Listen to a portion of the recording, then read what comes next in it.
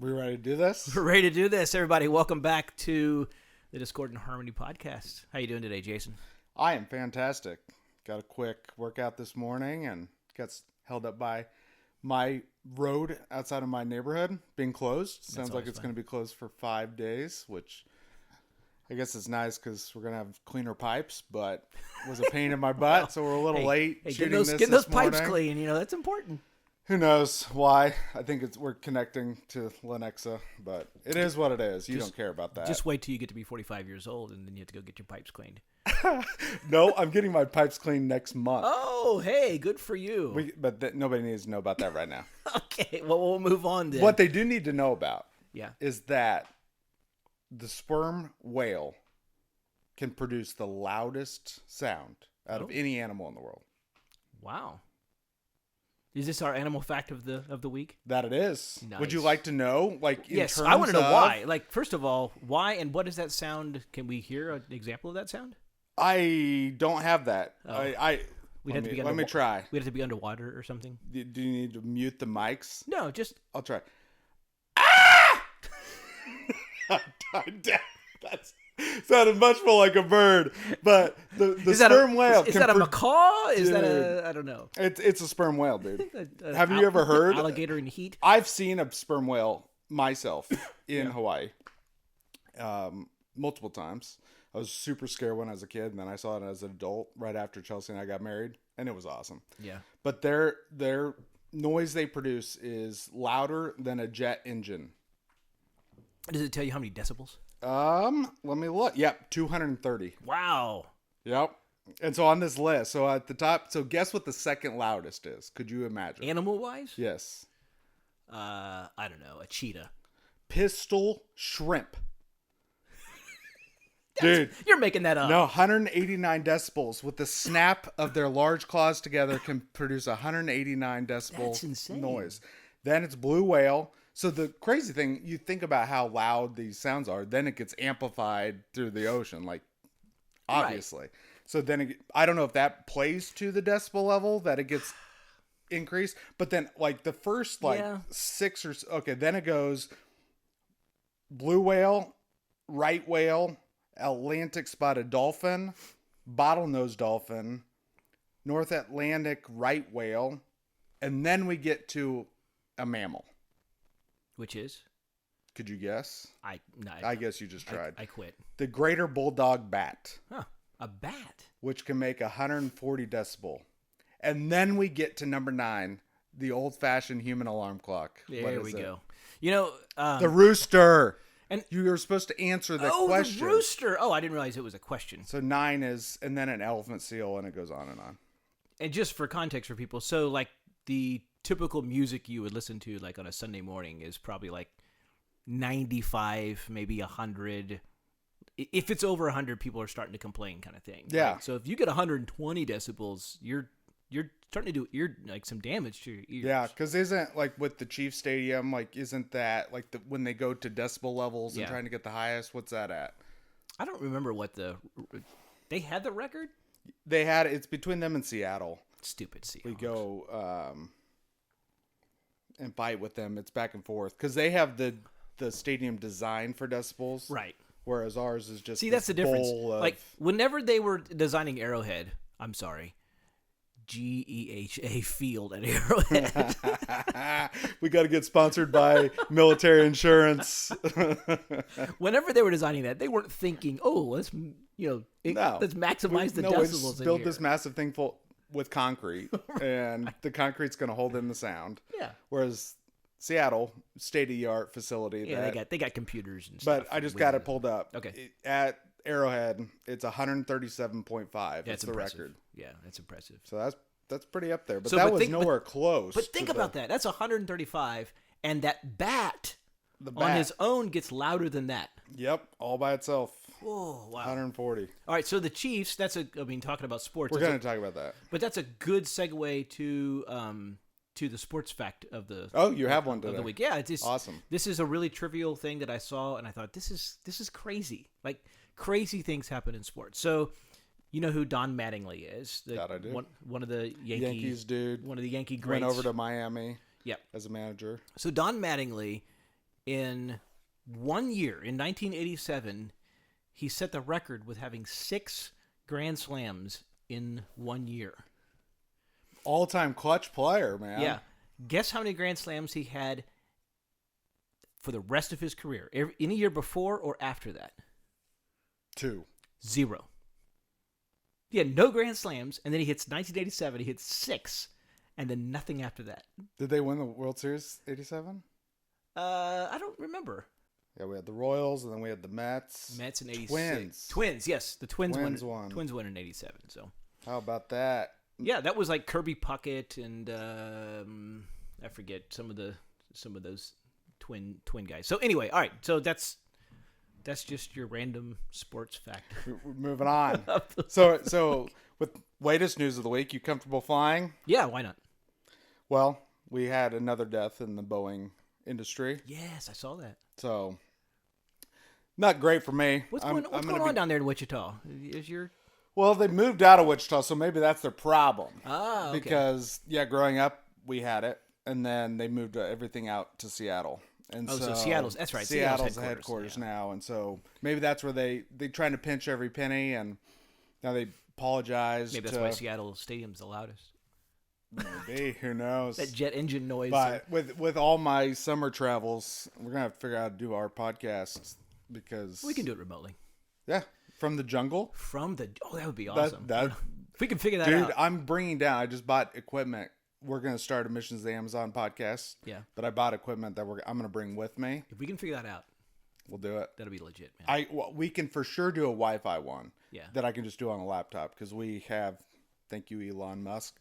We've got Wi-Fi Starlink down there. Oh, nice. So I could do that. So we'll for sure do that. That's cool. In the middle of the jungle. Technology, baby. Dude, that's insane. You got any other facts? No, nothing's coming to mind. I got one more. Okay. So the AP news cameras over Gaza. So I don't know if you heard it. Like we've been talking about the Israel thing, anti-Semitism, all this stuff. Well, a week ago, Al Jazeera, which is headquartered in Qatar, that gets a lot of the information out about what's happening in Gaza. Mm-hmm. Israel shut that thing down, said you can no longer do that here. Yeah. And then just yesterday, AP News cameras that were videoing what's happening in Gaza got confiscated and now fully taken over all media of everything that's going on in the Gaza Strip. You're curious what I think about that? Yeah, what do you think about that? I don't have a problem with that. It's a war. Okay. It's a war. It doesn't have to be broadcasted on TV. And if they think our enemies might be using this footage to their advantage and against us? Okay. That's one way to look at it. Well, the cynical part says, well, we're going to take them down because it's going to hide our own atrocities. That's what I think. Yeah, but the problem is, and Bill Maher, have you heard any of Bill Maher's stuff lately? Like the guy is, I mean, he's liberal and I don't listen to him. Doesn't believe in God. I'll be honest. But I've seen some clips of him where he's said some pretty smart things about. Smart, or you agree with them? Well, both. Okay, good. No, but the issue is war is a terrible, terrible thing.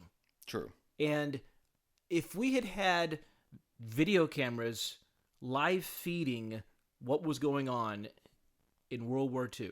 Yep. I mean, imagine if people. This June will be the 80th anniversary of D-Day. Imagine if people sitting at home were live streaming, watching what was going on as soldiers were hitting the beaches in Normandy. Like, what would have been the response? What would have been the reaction from people? You see what I'm saying? I don't know if we agree on the same thing. Well, what I'm saying is people would have been like, we can't do this. This is terrible, right? Yeah. Now, you can have that opinion, but my feeling is that war is a terrible, terrible thing, and people die in war, and it should be avoided at all costs. Yeah. There are times when it appears that it is necessary. Okay. For the defense of your nation, and I think that biblically we see that war. There are times when war is ordained by God. He tells the Israelites, go and conquer these people, and he actually gives them an upper hand and gives them an opportunity, and he's not just a bystander watching it, he's an active participant in what's going on. Sure. In war. It's a terrible thing. I think it should be avoided at all costs, but sometimes it happens because somebody instigates it. In this case, the way that this ends, or would have never have started, is if Hamas had said, we're not going to go and attack Israel. But they continue to attack Israel. They continually say, our goal is to wipe Israel off the face of the earth. Totally. So they've put Israel pretty much in a position where they say, okay, well, I guess we have to go after you guys. And as long as you are not even playing by the rules of warfare, and you're not letting women and children and old people evacuate, that collateral damage is a little bit on your head. I'm not excusing. I'm not saying it's good for people to die, but I understand that war is a terrible thing. Sure. And in this case, I'm okay without there being cameras, live feeding or whatever for the news station, because probably the excuse is, or the reason, I shouldn't say excuse, the reason is, hey, our enemies are using this to their advantage. And so we don't want our enemy to get a sneak peek at what we're doing. Okay. You have a different take, I'm sure. Well, I think my take ultimately lands on the idea of, what happens in the shadows then allows for a narrative to be built that is untrustworthy. That there's elements that because of World War II, because of wars that came after that, there have been international law that has been established around humanitarian policy and what does it look like? What are the terms of war? That I think right now that's part of the whole college protests, all of that is, okay, to what degree is Israel operating within that international law and humanitarian? Because, when the World Kitchen got some of its volunteers murdered or massacred or however you want to call that should not happen based on international law. But it did happen because it's in the midst of war. And so then if that's but also not... that wasn't intentional. I understand. Okay. But innocent lives are lost, which are just as innocent as those that are held captive, those that, and so for me, there's just it's a wonky dynamic when we lose something like AP reporting. Yeah. That makes it feel more suspicious to me. I see. I mean, and I don't like that. I get your take on that. I think it's interesting. I think Americans probably started getting, I wasn't there, but at this time, but Americans probably started getting real gun shy about what's going on in the shadows of war during and after Vietnam. Yeah. Because Vietnam exposed a lot of terrible, nefarious things going on in the shadows, as you said. So I think since then it's been, and then I remember the 1990, 91, whenever, Iraq, the first Iraq war, that was the first time I remember there being embedded reporters and watching on TV, these reporters being there and saying, this is what I see, this is what's going on. Now, as a college person, high school, college, I was in college at that point, that was fascinating to me to be able to watch and see what was going on and getting that firsthand information. So I'm not saying that it's a bad thing. I think it can be helpful because to some degree, the risk that Israel is taking here, it's like police with body cameras are really there to protect them. So if someone says, hey, you did something wrong, the body camera can prove they didn't. In some way, Israel's taking the risk of someone says, well, you did this wrong. Israel doesn't have video evidence to come back on and say, well, no, look at this. If you look at this video evidence, it shows that we actually executed this in the proper way. Because it seems, I heard someone say this the other day, and I agree with this, it feels like Israel, for whatever reason, is being held to a higher standard in how they conduct warfare than anybody else, maybe even the United States. Sure. And so they got to tiptoe around their perception. On one hand, they're like, we don't give a crap what people think about this, but they also know that they need to give a crap. Exactly. And that balance, depending on what UN thinks or America thinks, or, you have lots of players. And so to me, that's the fog of war, if you want to call it that. The fog of war. Yep. The fog of war. That there is no easy statement that can be made, I don't think. There's not. There's not. But, for those daring reporters, like, I'm the junkie. I'm the person that wants to know these things. Yeah, I digest it and I pray about it. And for me, that helps curb some of the justice arm inside of me, where at least I can know for certain what's happening. And when those things go away, just it bothers me. So it bothers you, and I'm in agreement with you on that. Like, oh man, I want to see it. I want to know what's going on. It's helpful, but again, I haven't read. Do you know if Israel said why that happened? Why their reasoning for doing it? They said because so they specifically with Al Jazeera being ran out. Yeah. That is an arm of Hamas. Okay. Is they're drawing connections. They're the propaganda machine. Yeah, for and Hamas. we could argue whether that is true or not. That's a conversation in and of itself. Yeah. But then because AP gives its information out freely, Al Jazeera could then use that. I see. And so since that was then a correlation between, that is an extension and an arm of Al Jazeera since that's there. So the goal for Israel is saying, hey, we don't want this information to get out Al Jazeera because they are the propaganda machine, or they are in bed with Hamas, and so therefore we feel like we have the right to turn this down. Right. I'd like to go. I mean, obviously you brought this up, and I hadn't read about it, but I'd like to go investigate it more to see. Okay, well, what is Israel doing? Are they recording footage on their own? In their own way, or like what are they doing? Well, to my understanding, that's part of the frustration that I'm hearing from the channels that I listen to, where everything is controlled by Israel. That no matter, the people that are in bed within it, that everybody's obviously you're in a war. And so you're being held within the confines of a military vehicle and with military members. Right. And then everything has to pass Israel's. Well, they're the filter. They're the gatekeeper. filter. Yeah. And they can't go out without their approval. So nobody that goes in and videos can get anything out that is not approved by Israel. So they've just got a stranglehold on it. And I get it from a media standpoint, from a journalist standpoint, that's probably pretty bad. That's probably always been the tension with military and with governments when you're conducting a war. Exactly. So from their standpoint, I get that it's frustrating to them, but I also understand Israel saying we're conducting a war. So we don't really care about you, journalists. You're secondary to what we're trying to accomplish here. Yep. And I guess I don't have a strong opinion. I just feel like, okay, it's war. If they want to do it, I guess I don't assume nefarious activity. I assume they're doing it for the right reasons. And if I'm proven otherwise, so be it. And I'm on the cynical side. And you're on the cynical side. That's why we're doing a podcast. That's why we're doing a podcast. All right. Mr. Cynical and Mr. Optimistic or something like that. I don't know. Yeah, there's no optimism. All right. So while we're battling against one another, do we want to go on the other hot topic that we were discussing? And we realized we may have 2 or 3 or maybe 4 different.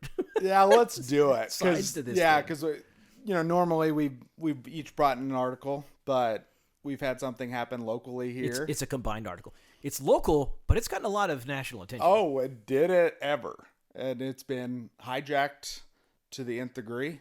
And so I guess if anybody wants to know, Jason and Claire are going to give our takes on the Harrison Butker controversy. Butkergate, or whatever you want to call it.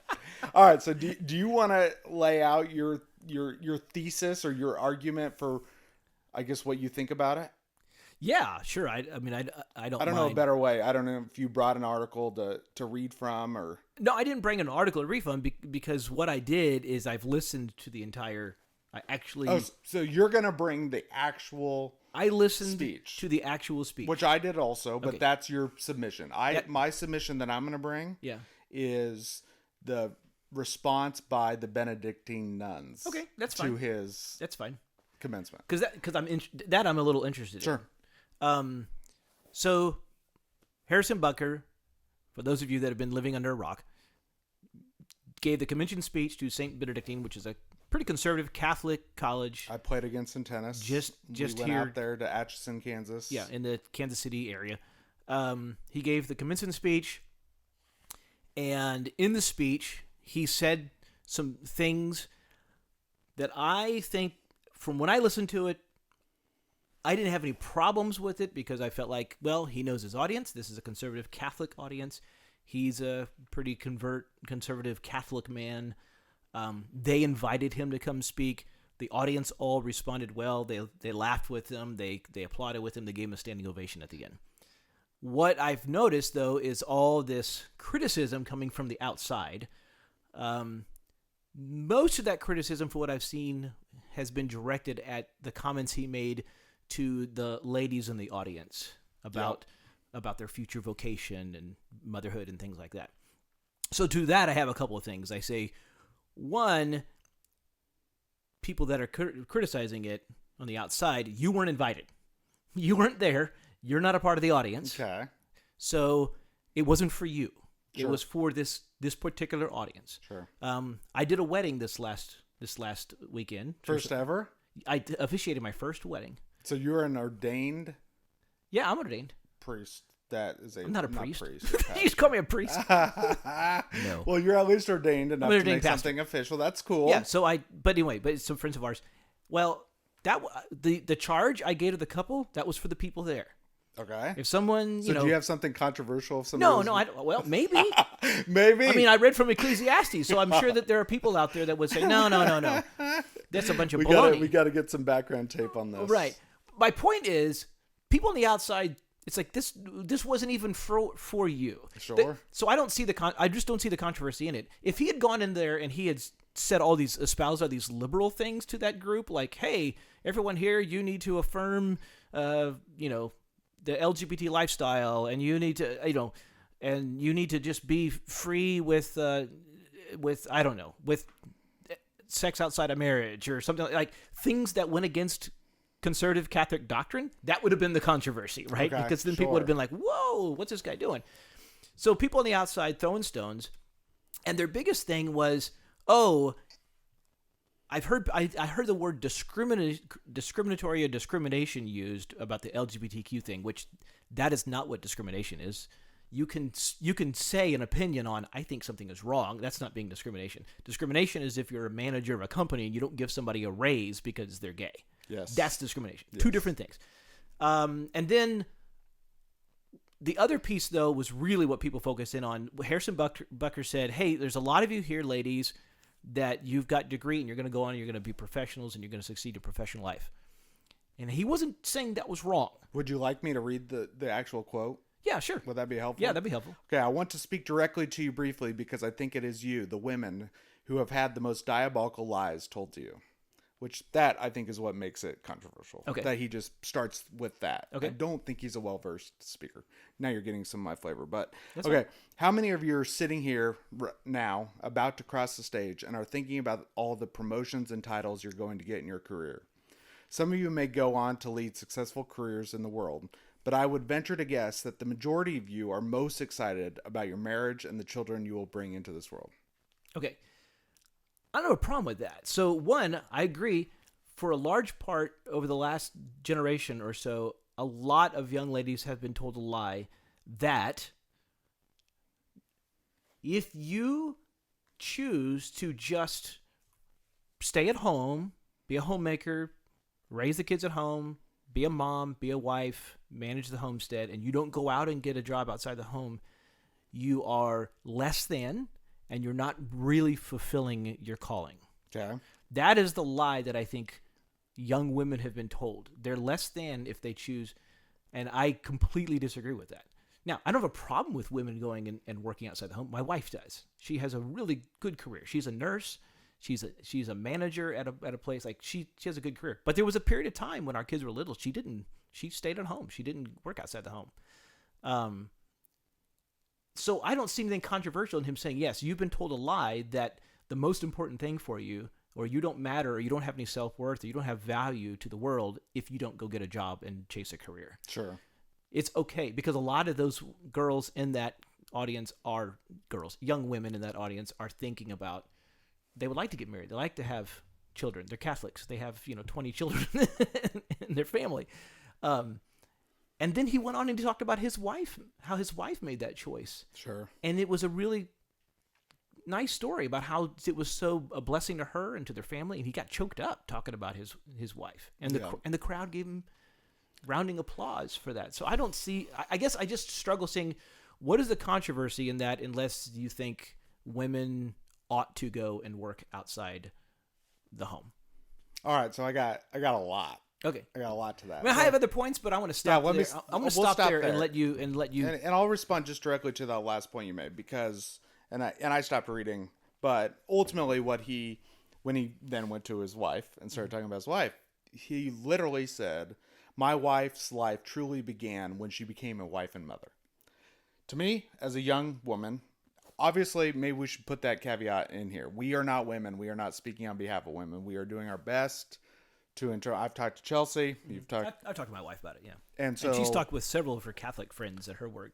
Which then that's where I'm going to go after this. But for the young women, okay, well, I guess I'm going to have to wait for my life to truly begin until I find a husband and a father. I just don't think he articulated himself well. Yeah, he probably didn't there. And now, as far as we know, maybe his wife has made that comment. Oh, my life didn't really truly begin. Sure, but telling that to a group of young women, yes, that probably most of them are not married yet, yes, and maybe aren't even dating somebody or thinking about marriage yet. I think that is a poor way to phrase that comment. I agree. Controversial? No. Not phrased really well and could be misconstrued? Sure. And easily hijackable? And yes. easily hijackable. Yes. Yeah. So that's my first beef. Okay. Where it's just so let me go into that. So with that being said, why is Harrison Butker, a 28-year-old man, being asked to come and give a message to 22-year-olds? What life has he lived? He's lived 6 years. Why is this guy being invited? That's my first beef. Because if he wasn't on the World Championship, Kansas City Chiefs, would he ever be invited to come and speak at this place? Wait, how many times champions the Kansas City Chiefs? How many times was he on it? He wasn't. He was only on 2 of them. But within that, I guess that's true. He gets 2. But within that, the thought process, that's where I instantly want to go. At least from my mind, that where I first go is, why is this the man you chose to speak to your children? Okay. So I mean, I don't know. I can't answer that for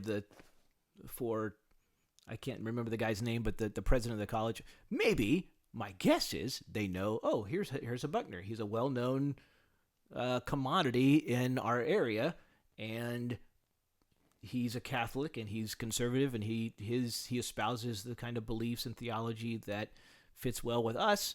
So that'll be nice to have him here. Okay.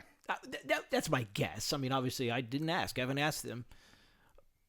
But your point seems to be, what gives him any more credibility than somebody older than him, or what are you comparing it against? Or someone less famous? So that's just, for me, that's when it comes to, okay, who am I going to respect and who am I going to listen to as a personal? That's how I process a lot of my information. That's how I choose the podcasts I listen to. It's but within that's where I start. It's this, okay, I'm putting myself in that room as a 22-year-old graduate, and a 28-year-old walks up, and I guess he has wisdom because he was an athlete and he's Catholic. So I'm going to now be subjected to his thoughts to me.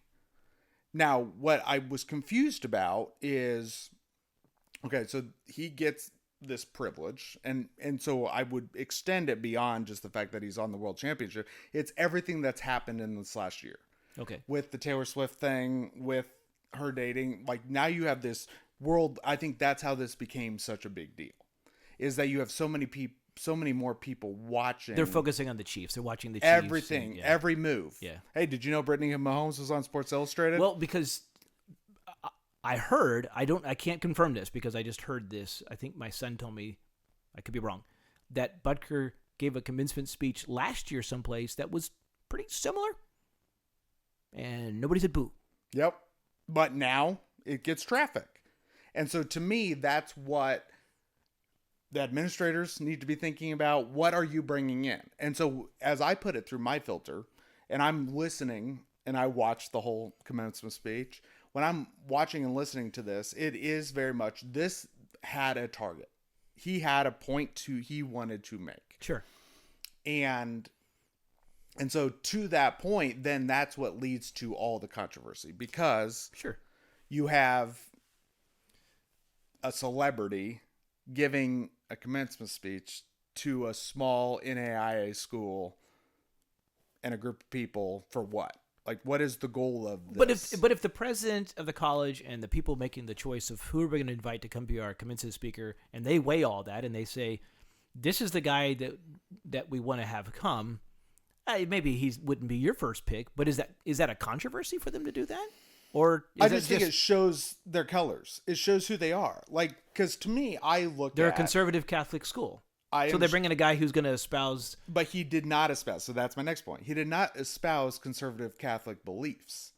Because at the core, what he is pushing is a very Protestant view. Okay. That the idea of, this dynamic around, okay, the best part of your life is going to be as mothers and wives, and that could be the greatest thing you could achieve in your life or whatever. That isn't a solely Catholic belief. Yeah. Like, the true Catholic belief system is, the vow of abstinence, and you have, nuns that dedicate their lives, right, which is actually the story of Saint Benedictine. The school itself was founded by nuns, right, and so that's a different idea than being a wife and a mother. Okay, I don't mind talking about that, but because that's an interesting point. But I think, for me, one of the things that I've told myself watching this is, well, I'm not a Catholic, so I'm not the target audience, because he did say some things in there about the Catholic Church. He was pretty heavy critical of some priests and bishops, right? And he started talking about something at the end where he's involved in. I'm like, I don't even know what this thing is, right? Yep. It's like, but I'm like, well, I'm not Catholic. I don't know. So that's not me. Okay. And my final interesting. And again, my wife has several Catholic ladies that she works with, so she's kind of asked them, and there is some within the Catholic circle. There's some controversy. Yes. But that is not what's getting the national news. No, it's not. Right? So I guess I'm sidestepping this conversation. Well, I think there's two things. There's the national conversation Yes. about, well, Harrison Butker could go kick his own ass because he's discriminating against LGBTQ people and he wants women to stay at home in the kitchen barefoot and pregnant kind of thing. Like, that is what the national. And I'm like, that's baloney. That's not a controversy. No. That's just people making stuff up. Well, now, on the sidelines, maybe there'd be something here within the Catholic Church that is interesting, but it's kind of more contained in what's going on in their world. That's not going to be on the front page of Sports Illustrated or ESPN or whatever. So then people aren't going to call for the NFL or for the Chiefs to kick him off the team because his Catholic theology doesn't line up with the nuns. Yes. So then, okay, so disclaimer, Jason's belief, Harrison Butker is allowed his opinion. His opinion is not mine. I will say that first and foremost. I don't really care what Harrison Butker has to say about anything. He's not somebody that I care to know about. But if you had an opportunity to sit down for dinner with Harrison Butker, would you do it? I'd pass. Really? Why not? Yeah, because for me, he's just not interesting to me. Okay. So maybe I'm not a celebrity worshiper kind of person. Yes. Never have been, never will be. But there are people out there like, well, it'd be interesting to sit down and have a conversation with them. Now let me say that differently. Cup of coffee or something. Now, if Harrison Butker hears this and says, Jason, I want to talk to you, I would love that. Okay. Like if it's hey, we're going to get to meet and we're going to get to discuss, then yes, I'm game. Okay. But when you asked that, it was more of I don't mean like I'm just going to get an autograph from the guy. Yeah. And say, oh, you're awesome. That's not my cup of tea. But to sit down with people. Like, if I could have a real human to human conversation, absolutely. Right. I mean, I'm always game for that. Right. I mean, imagine if you had an opportunity just to sit down with Donald Trump. Sure. Over a cup of coffee, right? Yeah. Or a Barack Obama or a Bill Clinton. There really is not anybody that I would refuse to sit down and talk to. Right. That because remember that time when you went and sat down with Kim Jong-un? Call back. But to the degree that Jason's running for governor of South Dakota. Well, and you know this about me. I am very comfortable with being uncomfortable. And I don't mind putting myself in uncomfortable situations that make other people uncomfortable for the goal of either finding understanding or better, maybe helping promote some. Anyways. Right. Well, so you, because like I said, the Catholic part of this, I fully recognize it exists. And there's things he said, I'm like, I don't even understand. And he even made a little jab at birth control and, things like that. All right, fine. Again, I'm not part of the audience, so I just excuse myself from that. Sure. But I'm curious because apparently you've read a little bit about something about some of the, but I just want us to parse those two things out. The national controversy is kind of baloney because I don't Yes. think that he's really going after women saying you need to be barefoot in the kitchen. That's really your calling in life.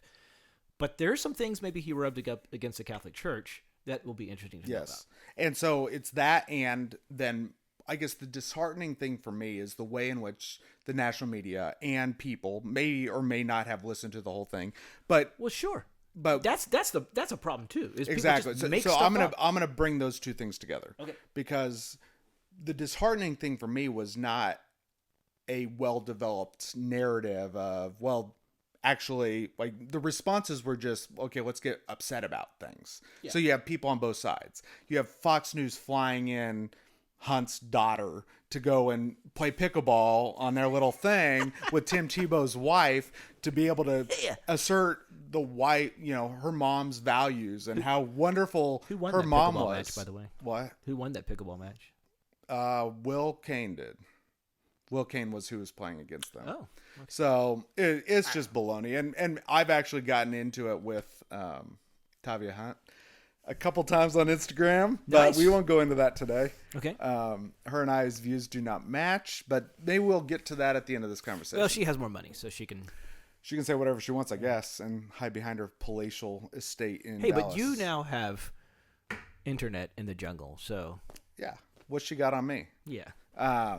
But You the and way Elon in Musk. which the national narrative gets hijacked, I did not see very many people trying to bring an edifying conversation there. It was just outrage on both sides. Right. And that in and of itself is disheartening. That I agree, where 100%. I'm looking at it, it's like, okay, you got to pick a side. And for me, this is not a left or right conversation.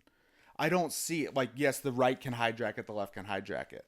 But if we're going to really talk about, okay, at the base of like what's being discussed, like, why can't people just give their actual beliefs in this? Why does it have to be outrage? Why can't it say, well, I'll leave Harrison Butker to his belief systems. Here's what I think about this. Yeah. And just leave it at that. Why is it got to be outrage all the time? Because everything, Jason, that's the world we live in. Everything is a soundbite. Everything's a meme. Everything is ammunition to scream at other people and say, and then the other people get to scream back, and then you get to scream back at them. And so it's a reason for.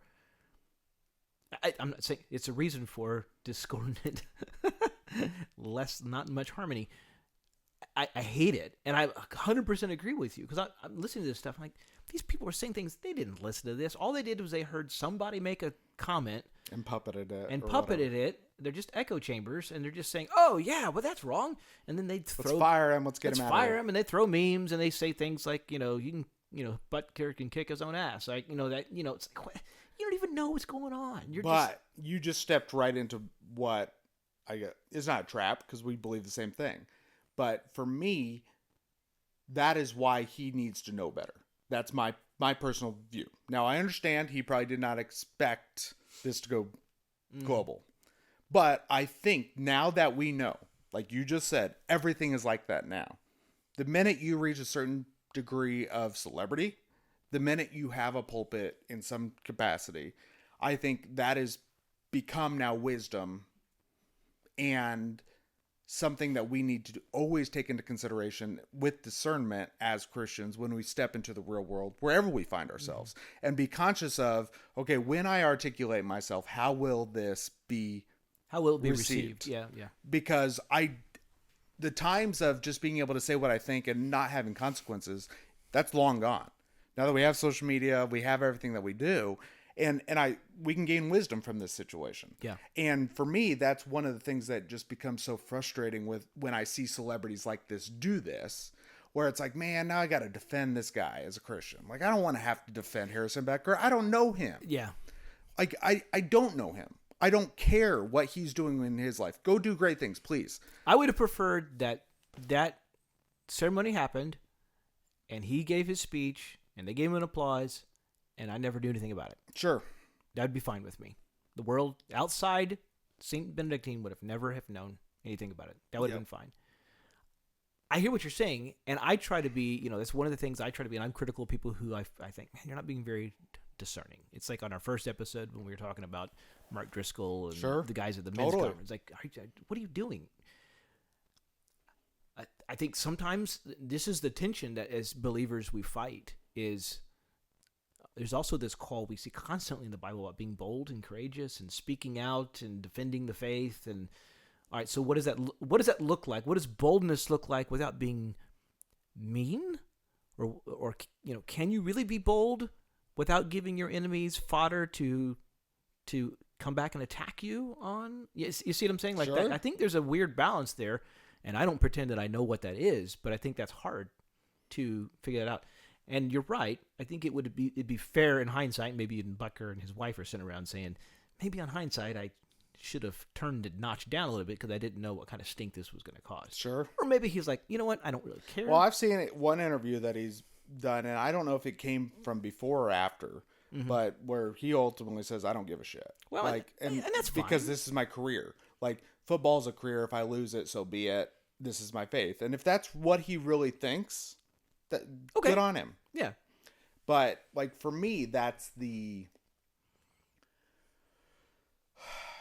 rub, and it's you and I were talking offline a minute ago, where like that's the rub for me, where a lot of times I get up in my head because I don't want to say something that will overly alienate a certain population. But there are plenty of times when I'm one-on-one with somebody that I can be confident. Yeah. And with what you're talking about, okay, what does looking bold? Well, what I constantly go to is, okay, what does Scripture say? What does Jesus' example look like? That most of the time, this man walked around with such a quiet confidence in himself that he was not afraid to pick fights. But when he picked fights, it was sharp and it was direct, and there was no back and forth. It was just, this is what I believe. But he also did it like to crowds of people. Totally. Right? He would say things and people were like, whoa, what the living is this guy saying? Right? And there's a reason why Jesus grew, or in his ministry, he grew big crowds of people. And then as time went on, all those people following him around withered down and got smaller and smaller and smaller and smaller because he said things that were uncomfortable to them. And he was direct and to the point. So like, so why do you think they were uncomfortable to them? Because it challenged them to evaluate their own lives and to make changes. About what? Like, what about their lives?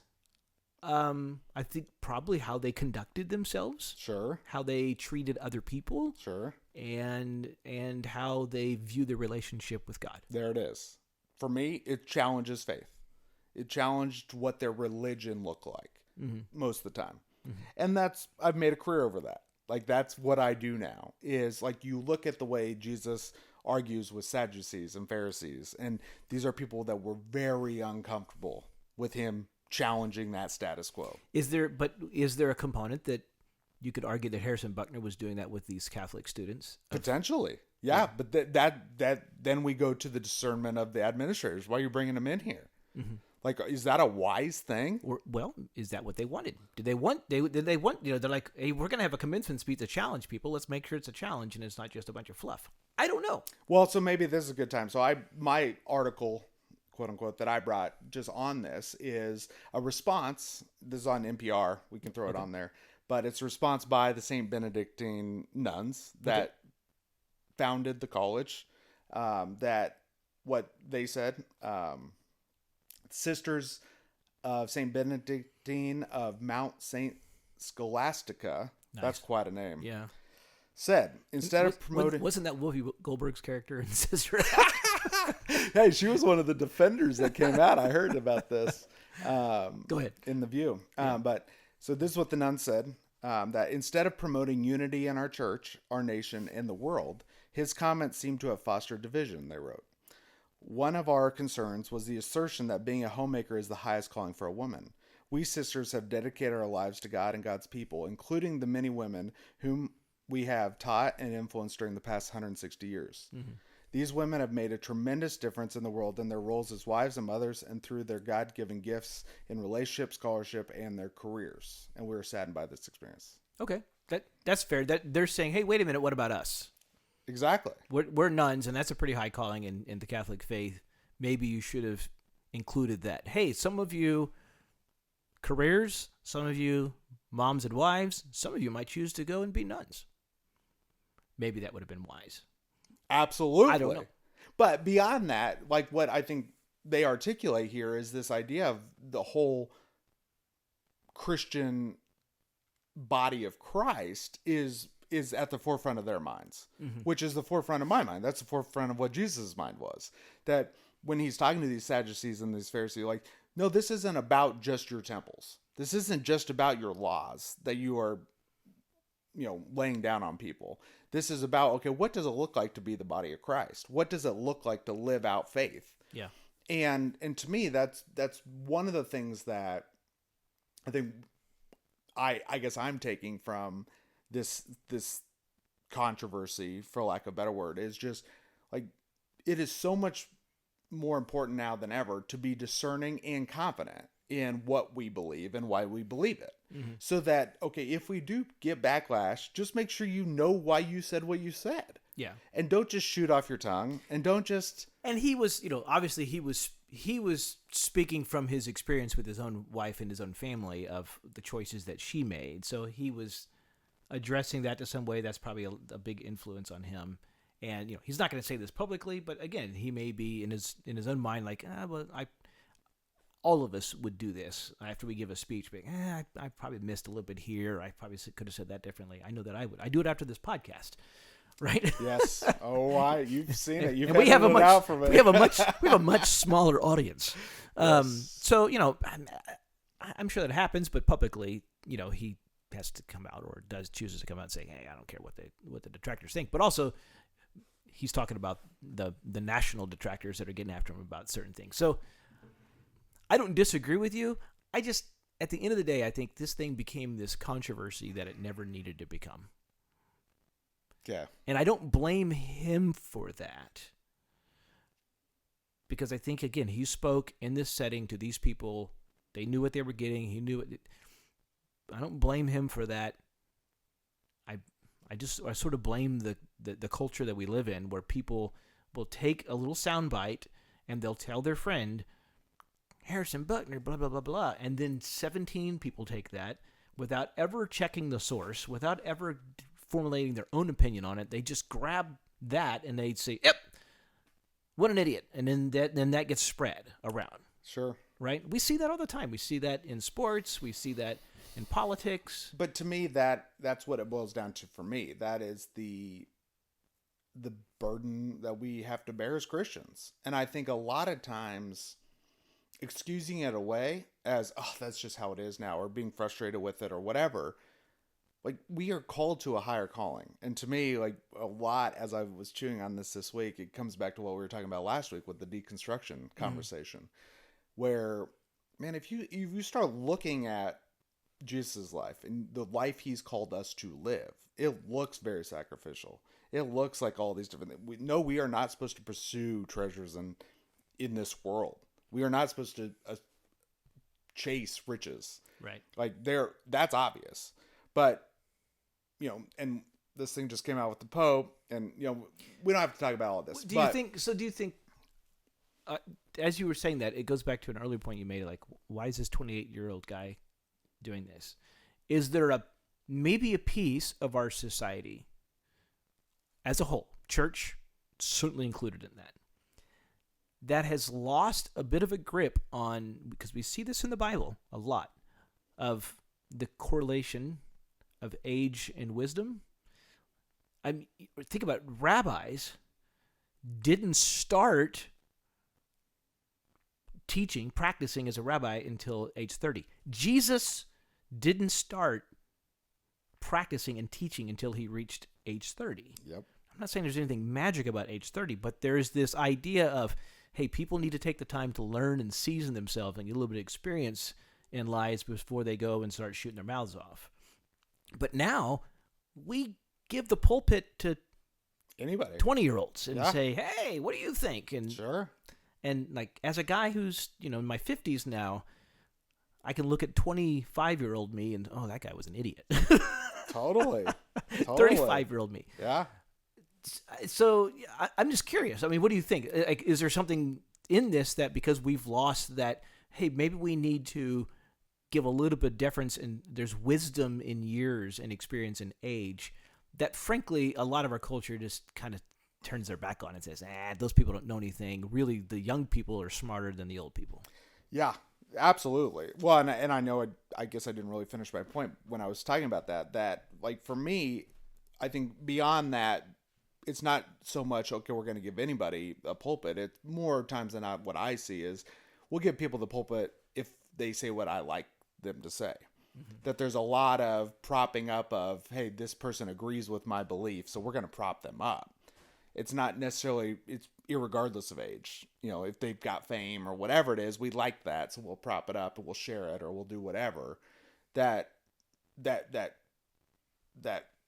discernment around who are we listening to, has gone by the wayside. Like for me, it's something I tell my kids, a lot of my friends, like almost all of my good friends are older than me. And it's been this thing where I've self-assigned myself as high maintenance or whatever, but I really enjoy learning from older people that have experienced life. And I find I'm more of an old soul. I find myself wanting to learn from other people. Mm-hmm.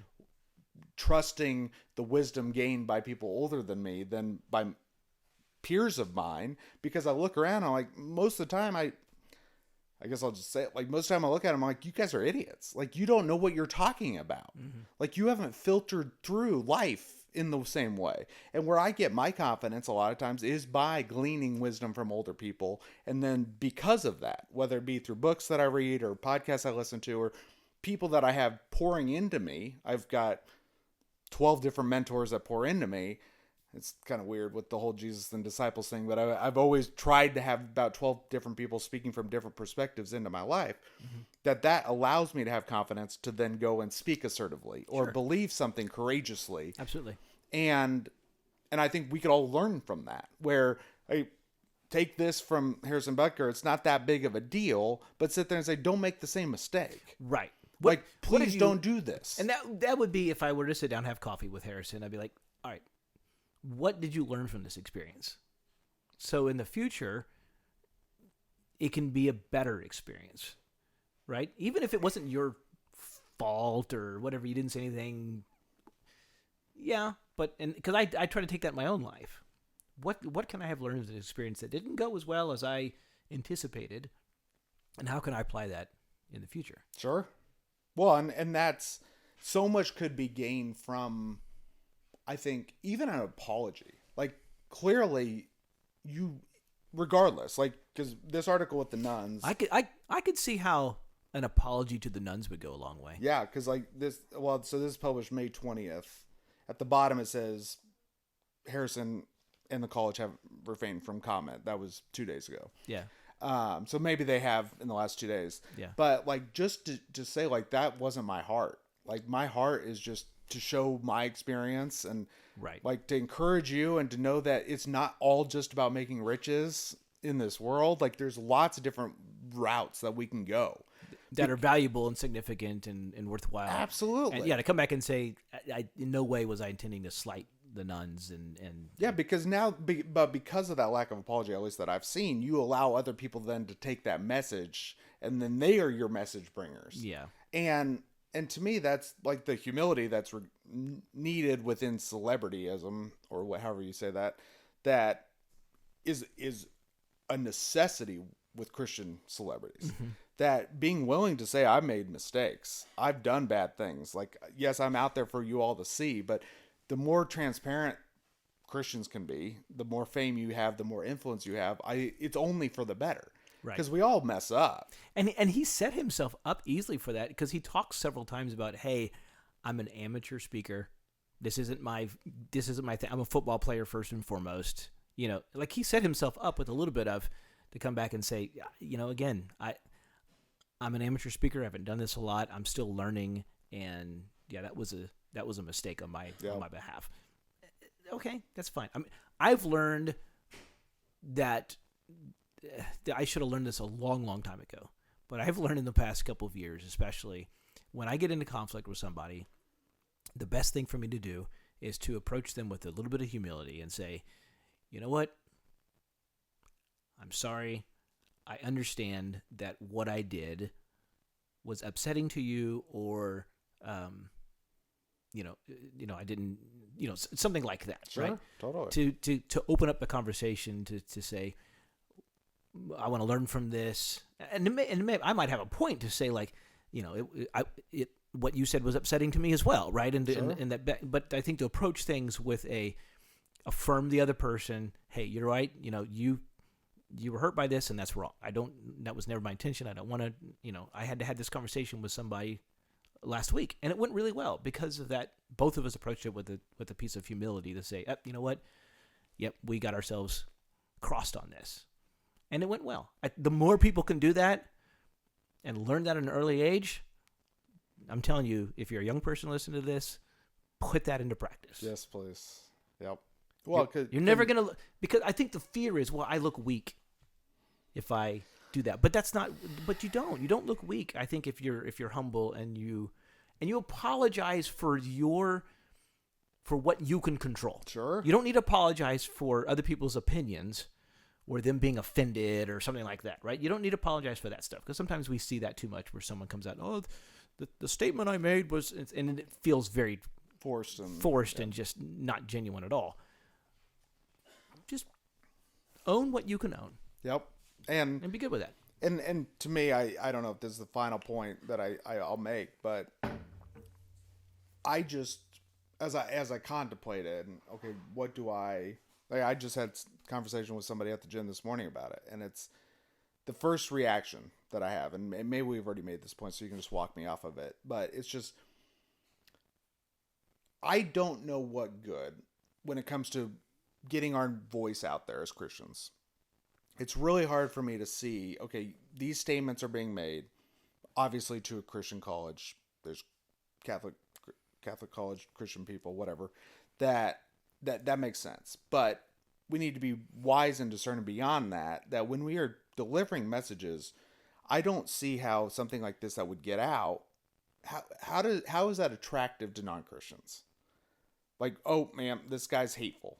Like, or this guy's bigoted, or this guy's misogynistic, or whatever it is. It taints the Christian message to non-Christians. Well, and that, obviously he wasn't talking to those people. I now, understand, but to the degree. Now, I would also say, well, why was this thing recorded and put it on YouTube? Maybe that was a dumb decision. That's the thing. Like, somehow it got out. But nobody, like, to me, that's what I just cringe at. It's like, man, I don't want to have to defend these other Christians. And I really wish Christians, and I do this myself, put it through a filter of how are people going to perceive me as a Christ follower? Mm-hmm. And always let that be my first. Maybe that's why Israel pulled the cameras. Like, full circle. Just take note of it. No, please. but I hear what you're saying. Because then it creates this angst. I felt it. You felt it. I know my wife felt it. Like, great. Now we got to wade into this. I mean, we're spending an entire podcast on this thing, right? Yeah. Now we got to wade into this thing. Why do we have to feel like and to some degree, maybe we shouldn't feel like we have to defend? I don't know. But then do we have an obligation to, when someone espouses some really good positive things, because a lot of what he said, that's really good. That's really positive. Sure. And if those are the things people are coming after him about, then I want to say, whoa, time out. Sure. Well, and that the story this morning, like at the gym, the person that came up to me, he came up, he's like, hey, how's your guy Harrison Butker? Because he knows I'm a Christian. Mm-hmm. He wanted to know what I thought of him as a Christian acting out, because he's not a Christian. Yeah. He's somebody that, and so it was just, I had to distance myself from him, because I literally just said, like, that's bad move. But I think that guy's beef with Harrison Butker is not a valid beef, because he's got a beef with the girls and the women and that kind of stuff. Totally. I think the only beef I see that could be out there is maybe Butker with some stuff with the Catholic Church or with the nuns or something, which if someone came to me and said, well, what do you think about that? I would say, I don't have a strong opinion about that, because I'm not a nun and I'm not in the Catholic Church, so I don't really, Sure. So I'm not going to have a big. In no way am I going to defend him on those points. Exactly. I don't know. I don't know if he's right or wrong on those points. Now, I mean, other than saying, well, maybe he misstepped by not including nuns in the conversation. Sure. Well, But some of his other criticisms of the Catholic Church, I don't know. Well, and what I told my buddy, I was just like, "Yep, that's not how I would have done it." Like I've had the opportunity to go back to my college a couple times and talk. It's not like I know what filter I put myself through when I went and did that, and so that's what I talked. I just talked about my experience, and I was just like, "It was foolhardy what he did." Is the way I put it. Like, don't categorize me with them. So I'm curious. Go back to something we talked about. Do you think? Because I said that I believe this is true. Do you think that society, secular society, and even encroaching in the church, has given a message to girls and women over the last couple of generations of your worth is you're not really worth or valued unless you have a job or a career outside the home? I would say yes, absolutely. I think there has been messages hijacked from both sides, elevating the role of women, and it's been, depending on the conversation, whether it be through the Me Too, whether it be through trying to, influence and have women in leadership and women in, even career positions and pastors at churches. Like, that's a whole other conversation, right? That it has changed the narrative. Because to me, I think at the core, like, if we go back to like biblical womanhood and manhood and what that looks like, at the core, the most important thing is that Christ is realized within the home. And then regardless of what we do, it's about edifying the church and bringing glory to God and expanding that. It has nothing to do with our careers. It has nothing to do, but man has an equal responsibility in the house, as does women. And so to me, that's the minute it changes from that very basic foundational message, right, it's hijacked. Well, and you see it on both sides over the years. I mean, there's certainly a contingent in the very conservative circles out there that say that a woman ought not go and have a career, right? Sure. Her only place is to be at the home, which is the truly Catholic view, I believe, to some degree, probably. Yeah. But and obviously I disagree with that, but that's not the prevailing message. And then there's the other side that sees, and this is really, I've read this before. This is actually one of the reasons why abortion proponents, one of their arguments is motherhood can become a drag and keep you from your true highest calling of your career, whatever that may be. Definitely seen that messaging. Right? So there's these two polar opposites on this thing. Probably it's fair to say that the second one has gotten a little bit more attention or is more filtered through than the former. Sure. You don't find a lot of people who are like, no. Now, Mark Driscoll made that point back with Mars Hill. He made a huge point that women need to be at home and not seeking careers. That pops out, and that's more conservative or more controversial. So we're in conservative. But I think you and I we are in agreement. So we're in agreement there. So how would you? I'm curious. How would you? If you got a group of 22-year-old women and they're looking at their lives ahead of them, what would you say something to them, or how do you feel like you could address to them, or maybe you just say I don't have any skin in the game. I don't know, to help them feel like, hey, your career and motherhood can both coexist. Or, you're going to give it to me, or you can choose one or the other, or the whole point is just to glorify Jesus in your life. Sure. How would you address it? All right, I got 9 more years than Harrison Butker, so. What I've learned, you guys are the superstars. That from all the experience that I've had working in communities, working in neighborhoods, down in the jungle, around the world, that women run the world. I truly believe that. You see that with Jesus, Mary, Martha. They're the ones holding down the fort, bringing steady. Regardless of what you do, just know that you are champions. You run the world. And you need to find men that see you like that if you want to marry. But don't let anybody stop you from doing what God's calling you to do. Now, if that's in the home, wonderful. If that's in a career, changing the world, doing something in business, wonderful. But If the that's most becoming important, a nun. I mean, you're not talking to that audience, but yeah. but no, including being a nun, like no matter what, just the most important thing first and foremost is your relationship with God. Mm-hmm.